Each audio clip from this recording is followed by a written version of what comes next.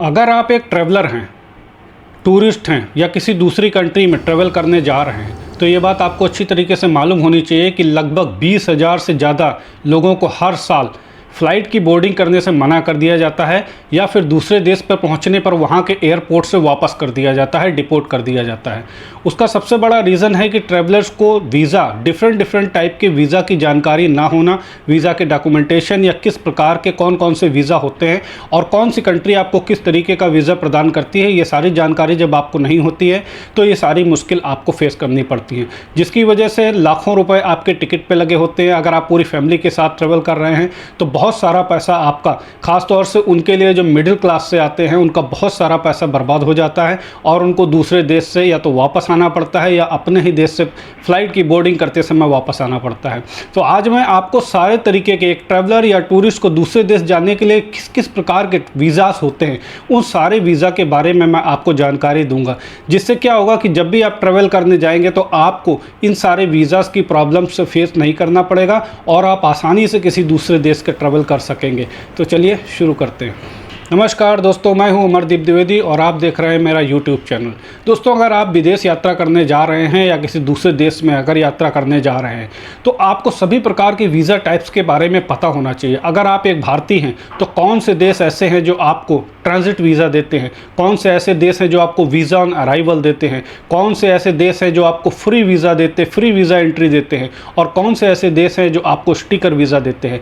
इन सारे टाइप्स के वीज़ा को हम एक एक करके देखेंगे, जिससे कभी भी आप जब दूसरे देश में ट्रैवल करने जाएं तो उससे आपकी यात्रा बिल्कुल आसान हो जाएगी, क्योंकि इन वीज़ास के बारे में सही जानकारी ना होने की वजह से हमें ट्रैवल करते समय बहुत सारी प्रॉब्लम्स फेस करनी पड़ती है। तो चलिए शुरू करते हैं, एक एक करके सभी वीज़ा टाइप्स के बारे में बात करेंगे, जिससे आपकी आगामी यात्रा एकदम आसान हो जाएगी। सबसे पहले होती है वीज़ा फ्री एंट्री। ये वीज़ा फ्री क्या होता है? आप जब भी दूसरी कंट्री में जाते हैं तो उस कंट्री में प्रवेश करने के लिए आपको उस कंट्री का वीज़ा चाहिए होता है, लेकिन भारत के लिए बहुत सारे देश ऐसे भी हैं जो वीज़ा फ्री एंट्री देते हैं। वीज़ा फ्री एंट्री का मतलब ये हो गया कि आपको किसी प्रकार का कोई वीज़ा लेने की ज़रूरत नहीं है, आपको सिर्फ अपनी फ़्लाइट बुक करनी है और बस उस देश में पहुंच जाना है। वहां पहुंचकर भी आपको कोई वीज़ा नहीं लेना है और ना ही वीज़ा की कोई फ़ीस पे करनी है, आप डायरेक्ट एंट्री ले सकते हैं।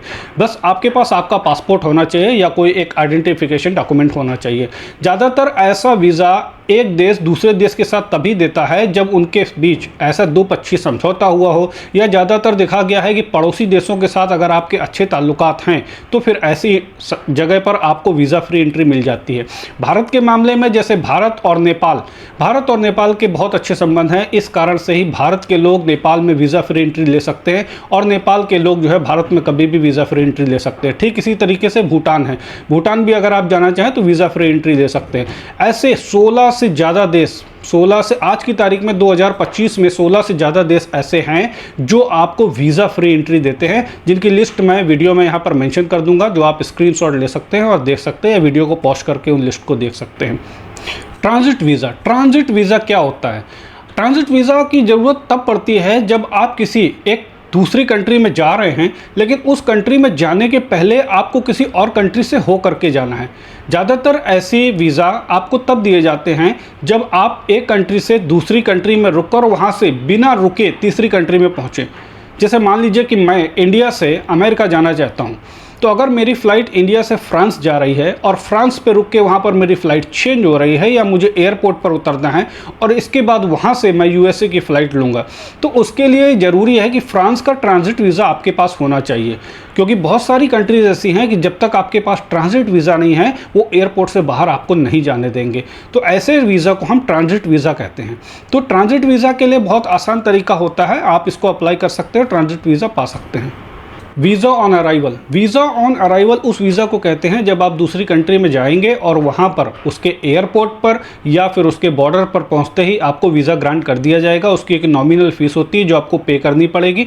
इसको, इस तरीके की वीज़ा को हम वीज़ा ऑन अराइवल कहते हैं, जो आपके पहुँचने पर आपको दिया जाता है। भारत को बहुत से ऐसे देश हैं जो वीज़ा ऑन अराइवल देते हैं, जैसे मालदीव्स है, थाईलैंड है, मॉरिशस है। इस तरीके के बहुत सारे ऐसे देश हैं जो भारतीयों को वीज़ा ऑन अराइवल देते हैं। तो भारतीयों को वीज़ा ऑन अराइवल कौन से देश देते हैं उसकी मैं एक लिस्ट बनाकर यहाँ पर आपको शो कर देता हूँ। आप चाहें तो वीडियो पॉज करके उस लिस्ट को देख सकते हैं कि कितने देश भारत को वीज़ा ऑन अराइवल देते हैं। अब बात करते हैं ई वीज़ा की। E visa means electronic visa. आपको वीज़ा लगवाने के लिए अगर किसी थर्ड कंट्री में आप जाना चाहते हैं तो वीज़ा लगवाने के लिए आपको उसकी एम्बेसी में जा कर के समय बर्बाद करने की ज़रूरत नहीं है। आप अपने घर से बैठे बैठे वीज़ा के लिए अप्लाई कर सकते हैं, जिसके लिए आपको उस देश की ई वीज़ा वेबसाइट को ऑनलाइन एक्सेस करना है और वहां पर कुछ डॉक्यूमेंट अपलोड करने के बाद आपको ई वीज़ा एक नॉमिनल फ़ीस पे करने के बाद आपको ई वीज़ा ग्रांट कर दिया जाता है। यह वीज़ा बहुत सेफ़ होता है, क्योंकि वीज़ा ऑन अराइवल के समय पर बहुत सारी ऐसी कंडीशन होती हैं जो अगर आपने फुलफ़िल नहीं की तो आपका वीज़ा रिजेक्ट कर दिया जाएगा और आपको वहाँ के एयरपोर्ट से वापस आना पड़ेगा। तो इसलिए ई वीज़ा बहुत बेनिफिशियल होता है। आप अपने घर में बैठकर इसको ऑनलाइन अप्लाई कर सकते हैं और जब आपके हाथ में वीज़ा आ जाता है तो उस देश में जाने के लिए आपकी एंट्री जो है बहुत आसान हो जाती है। तो ई वीज़ा सबसे अच्छा, ट्रैवलर्स के लिए ई वीज़ा सबसे अच्छा इसलिए माना जाता है क्योंकि ना तो इसको पाने के लिए आपको उस देश के एम्बेसी के चक्कर लगाने पड़ते हैं और ना ही आपको इस बात का रिस्क रहता है कि कहीं उस कंट्री में पहुंचने के बाद मुझे वीज़ा डिनाइड न कर दिया जाए तो मुझे वहां के एयरपोर्ट से वापस आना पड़े। स्टिकर वीज़ा, वैसे तो वीज़ा ऑन अराइवल या ई वीज़ा सबसे आसान वीज़ा के तरीके हैं दूसरी कंट्री में जाने के लिए, लेकिन हर देश भारतीयों को इस तरीके के वीज़े प्रदान नहीं करता है।